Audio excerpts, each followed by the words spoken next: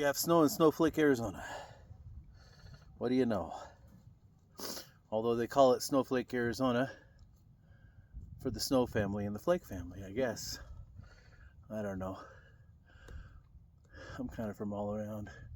Anyhow, out here burying an animal. It's been a very trying week for me. But I was hearing about all the news of Venezuela and what have you. And my first instincts were, wait a second. Trump didn't go through Congress? Why didn't he go through Congress? And I was like probably a lot of people who were kind of casually familiar with the Constitution. And then I thought to myself, wait a second. Is this an Article 1, Section 10 thing?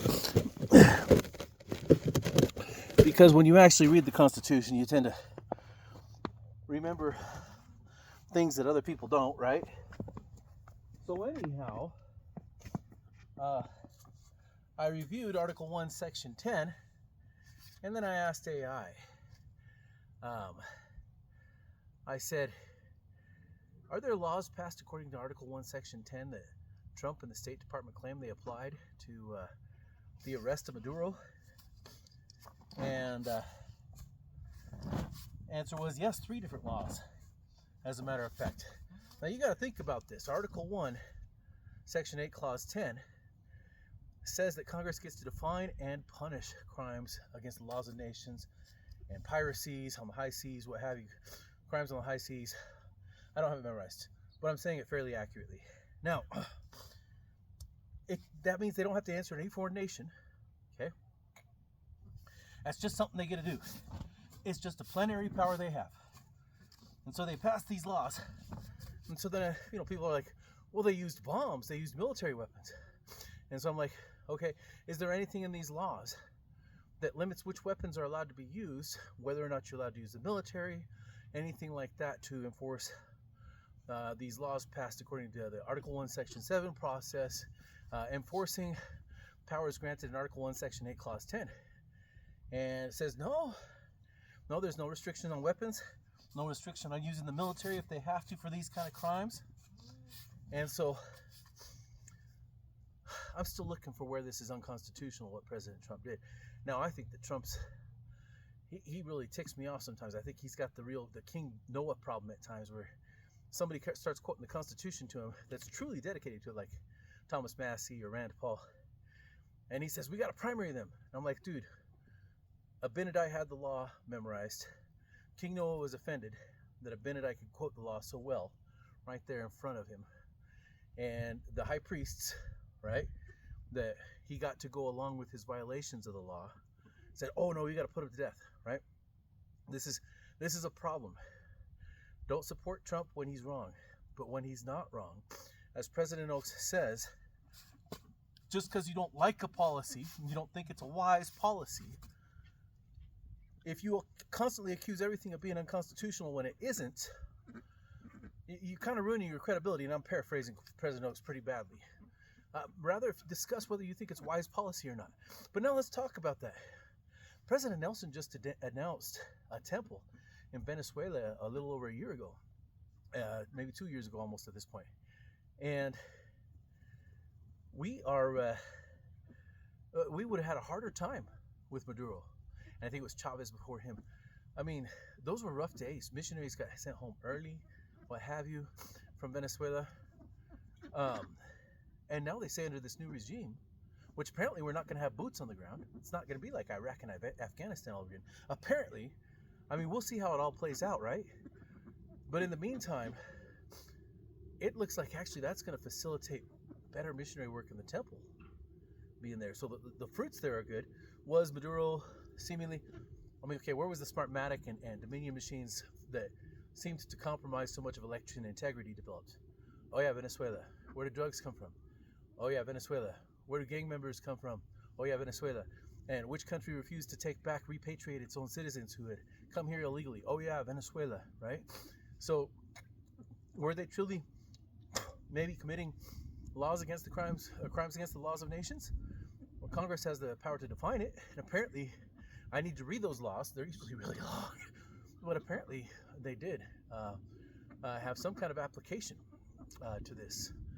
You didn't have to. I didn't have to. Just now, I did not have to stretch the meaning of the Constitution at all. I didn't have to interchange words like necessary and proper for convenient and nice, right? I'm telling you straight up what the Constitution says. Read Article 1, Section 8, Clause 10. And there are no restrictions on what kind of weapons. As a matter of fact, the Second Amendment, read it, guys, it has no clarification of which kind of weapons either, okay? So people are like, oh, they used bombs. Yeah, maybe. Maybe they did, okay? If it needed to be done and it fits, we've been told whatsoever more or less comes of evil, right? If you're from my religion. And so far, I'm not seeing where it's more or less than what the Constitution calls for. As a matter of fact, the Constitution has a take care clause in Article 2, Section 2, I'm sure somewhere, and I can't tell you exactly where. That would be cool if I could. But Section 2 tends to have where the powers he has. And so anyhow, and then I think Section 3 refers to the State of the Union address. I think that President Trump probably is following his take care part of his oath in doing this. And so probably that's my instincts. But, you know, we got to be careful, like President Oak says, about just suddenly saying everything's unconstitutional. Look, I think that when Biden left the borders open and just let people in, even if there were laws that allowed him to do that, that level of people coming in, that's easily classifiable as an invasion. And as the famous John Marshall, who annoys so many of us, once said, sometimes when there's two laws that in conflict with each other, you have to choose which one's the more powerful law, the more supreme law. The more supreme law is the Constitution itself. And, you know, Article 6 says, shall protect from invasion, right? So Biden, I don't care what other laws were written, he had a duty to stop that level of flow, just randomly coming in unsupervised into the United States. That was unconstitutional. You can look at, you could say, oh, there's some laws passed by Congress that allowed him to do that. Not on that level, dude. I seriously doubt it. So I think you're talking invasion status at that point. Can I authoritatively say it? Maybe not. You just heard me be able to name the concepts, but that's it. So I think I'm interested to see the fruits of it. So Connor Boyack, I think he's interesting. I think he threw out the standard quote that all of us that are casually familiar with the Constitution can throw out. Oh, there's been no military action that's been done with the proper approval of Congress in a long time. Was this a military action or was it a law enforcement action? Because law enforcement actions are allowed to use the military. There's no restrictions on that in the Constitution. It's not necessarily an act of war to punish crimes that have been defined by Congress as crimes against the laws of nations and on the high seas. And so, from what I can tell, I'm leaning towards, I'm going to defend Trump on this one. I'm going to defend him for now. Read the Constitution, you guys. I don't have time to read all the laws. I've read through lots of them. There's 200, 300 pages a lot of times if you're reading immigration laws, what have you. But the Constitution comes out to less than 10 pages. Pretty easy to read, dudes. So study it on a daily basis or something, man. All right, you guys. I'm going to go back to this very frustrating task I have this week of burying one of my best goats I ever had.